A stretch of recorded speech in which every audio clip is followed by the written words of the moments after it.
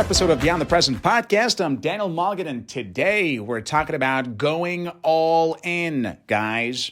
Today, I want to encourage you to start going all in with respect to any pursuit you have in life. That's right. I'm trying to encourage you guys to start taking risks. In anything you do, I want you to be laser focused on it and then go all in to achieve that goal. Why do I say this? As somebody who's always been a proponent of devising your plan Bs before you make the plan A, today I want to tell you that having a plan B doesn't mean that you're going to rely on that plan B, but instead give it your all with your plan A. That's right. Today, I'm talking about reinforcing your plan A with the right mindset and with the mental habit of going all in all the time with your pursuits. Now, let's get started. How do we do this? How do we develop the mindset of going all in with every single pursuit that we have? And the answer is very simple. You have to understand that there is no other solution to success. You see, half measured. When you're trying your best a little bit and then you get tired and you try a little bit more and then you say, you know what, now I'm going to take it easy for a while. That approach, which is not fully focused, which is not all in, is the reason behind more frustration than simply not having gotten started in the first place. That's right. If you're one of those people who would like to simply try something a little bit and then say, you know what, I don't think that's for me, so I'm going to back off a little bit, or I'm going to explore other options. The moment you begin taking that route, that's when you're going to welcome a lot of frustration to your life, and that's when you will experience with underachievement and other problems in life. So how do we stop this? How do we stop the madness of trying to try something and then back off and then try something else and then back off? How do we stop that, and how do we build a habit of going all in all the time with all your pursuits? It's very simple. It's understanding that that is the most efficient way to achieve your goals first, and that even if you go all in and you lose all those so-called chips emotionally, financially, physically, and whatnot, you still are that person who went all in, which means you can go all in again the next time. That's right. We people are creatures of habit, and we have certain patterns that we repeat again and again and again. It means those of us who are in the habit of just, tippy-toeing around certain things, try a little bit, maybe get a small bite and then see like, oh, that's for me or not. That becomes our habit, which means we'll spend the majority of our lives accomplishing very little, if anything at all, because we're not really diving down and getting things done. On the other hand, imagine somebody else who has the mindset of going all in all the time with their pursuits. Now, these are the kind of people who take risks, who put their time, energy, emotion, heart, and resources on the line to achieve any specific goal, just to be told no in the end, just to lose that pursuit or project, just to feel disheartened in the end.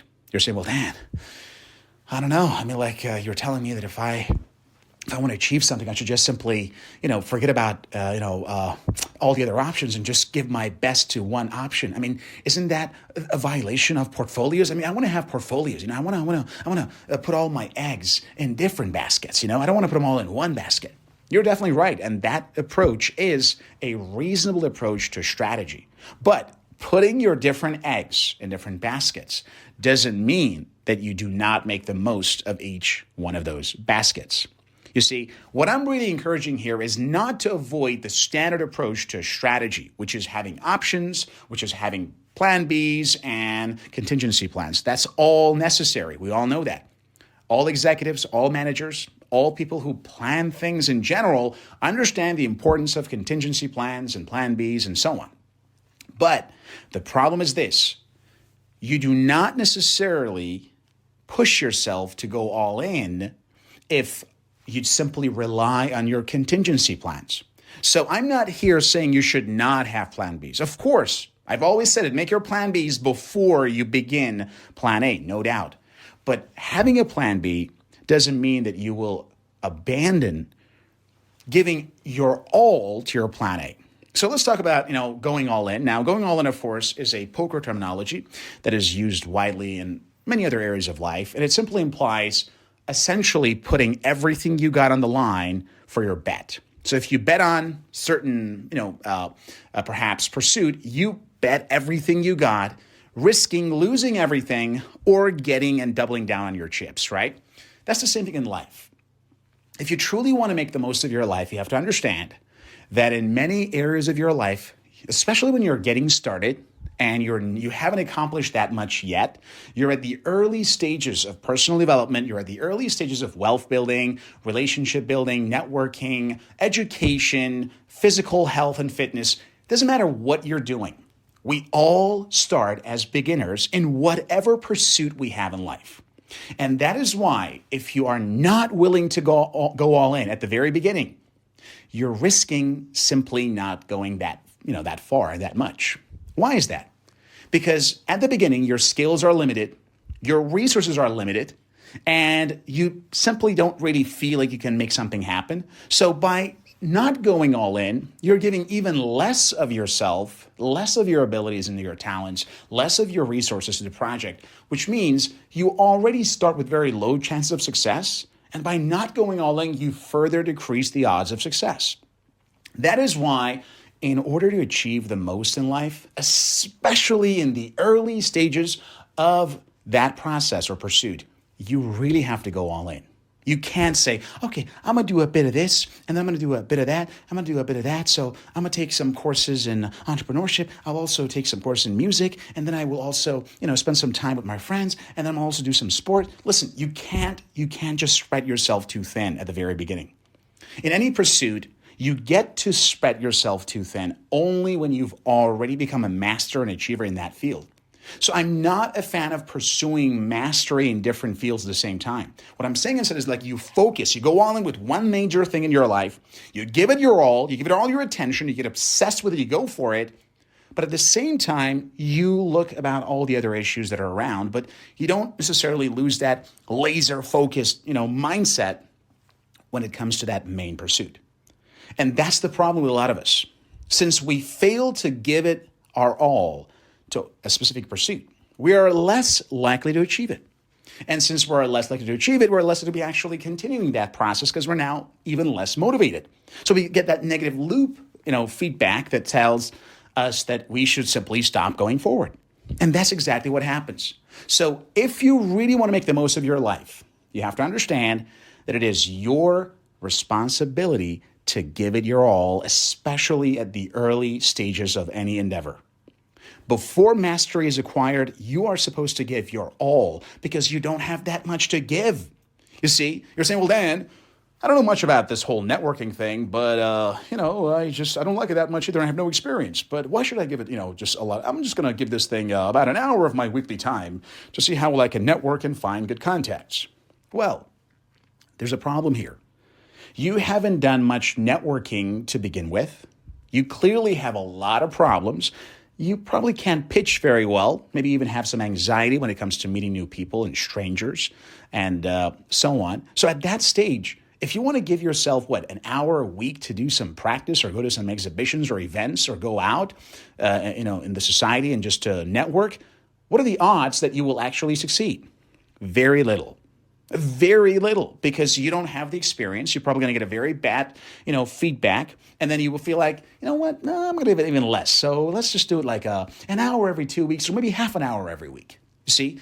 So you literally stop doing what you have to do to get better, right?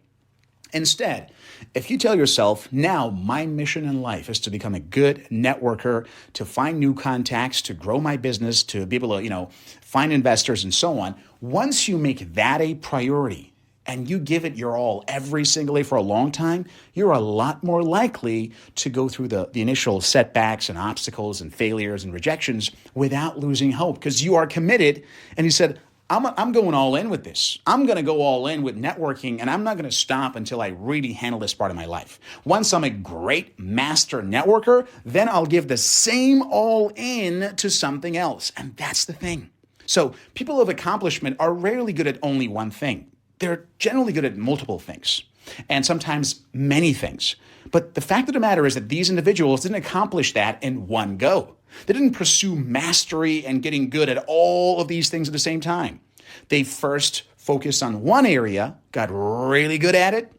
then moved on to the other area, got really good at it, and they continued on and on. If you look like, top entrepreneurs and billionaires, they didn't just start 5 or 10 businesses at the same time and made them all successful. No, oftentimes it was one of their businesses that got really, really successful, and they focused so much on it and grew it and, built it up. Then they moved on to another business and used the same skill, the same mindset, the same contacts, and of course the same credit to build the next one and so on. And this is not limited just to business or entrepreneurship. It applies to everything in life, whether it is to learn, a new skill, whether it is to, acquire a new ability, to build relationships, to build a new habit, to quit bad habits. It doesn't really matter what your pursuit is. In all areas, when you give yourself this I'm an all-in type of person mentality, that's when nothing in the world discourages you from going forward. So from now on, anytime you set a goal for yourself, tell yourself, I'm all in all the time. I know this could fail. I know I might not get what I wanted at first. I know there's going to be a lot of things. Maybe I should pay a lot more than I initially thought. Maybe I should spend more time on it. Maybe I'll get more disheartened. I know. But when you're all in all the time, you always tell yourself, no matter what happens, I'm all in. And the reason I'm all in right now is because I want to make it to the end. I want to get the big stuff. And I know that I can't get the big stuff unless I'm all in. And once you go all in, you have another amazing advantage. And that is that you burn all the bridges. Once you go all in, you can't go back to the previous life you wanted and just cozy in. It's like, you know what?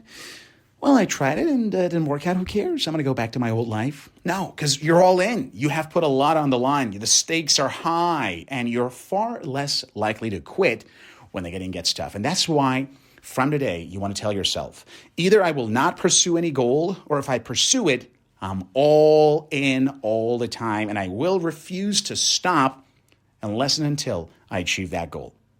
So whatever goal you have right now, ask yourself, so what are my biggest goals? In my personal life, in my professional life, in my family life, doesn't really matter. And then ask yourself, are you really all in? Are you giving your very best to that goal and pursuit, or are you just trying a little bit and backing off and forgetting about it for a while and then coming back again? Because that approach was somehow, from my perspective, the biggest reason that I personally saw among a lot of my friends and contacts who were disappointed all the time because they were not engaged with their goals. They were not really going at it the way they should have. And as a result, they felt like they can't accomplish anything. That feeling of underachievement, or even sometimes victimhood, is not what you want. And if you don't want it for yourself, commit to going all in all the time with your goals. When you start something, you're committed to finishing it to the most, exaltations manner possible. Perhaps it's going to be maybe tough, maybe rough, maybe it's going to be very challenging, but you tell yourself, no matter what happens, I'm going to go all the way to the end. I'm going to give it my all. No matter what happens, I'll get it done. And once you have that mindset, once it's become a habit for you, then quite frankly, there's nothing in the world that can stop you. At that moment, nothing in the world can stop you. So from today, tell yourself, I'm not going to just give it a try. Either I will not start at all, or if I'm starting it, I'm all in all the time. Now, this approach might, of course, affect your life a little bit because you're going to give your all to a certain pursuit. But understand this, in the long run, once this becomes a habit, there will be nothing in the world that can stop you, and no amount of rejection or failure or setbacks can derail you from the pursuit of your goals. All right, guys, that's all the time we had for. Hope you enjoyed today's program. And don't forget to keep pushing forward and to go all in all the time. I'm Daniel Mulligan, and this was Beyond the Present Podcast. Have a good one.